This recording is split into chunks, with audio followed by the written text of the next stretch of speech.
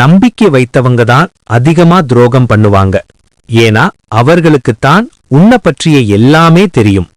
நீ யாரையும் நம்புறப்போ உன் பலவீனங்களையும் உன் ரகசியங்களையும் அவர்களோட கையில் கொடுக்கற மாதிரிதான்.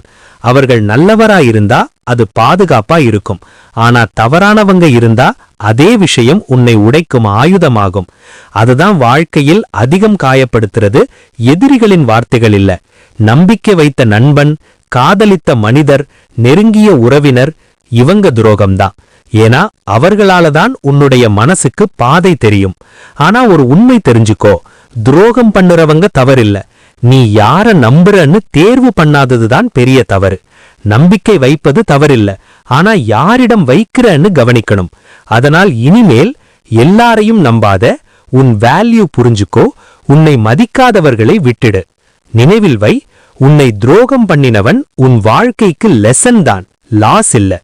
ஸ்ட்ராங்கா நில்லு, வாழ்க்கை உன்னை ஜெயிக்க காத்திருக்குது. இது போன்ற தகவல்கள் பெற நம்ம சேனல் தமிழாலயத்தை சப்ஸ்கிரைப் செய்து ஒரு லைக் கொடுங்க. கூடவே பக்கத்தில் இருக்கும் பெல் சிம்பலை தொட்டு அதில் இருக்கும் ஆல் ஆப்ஷனை செலக்ட் பண்ணிடுங்க. உங்கள் கருத்தை மறக்காம கமெண்ட்ல சொல்லிடுங்க. நன்றி. அடுத்த வீடியோல பார்க்கலாம்.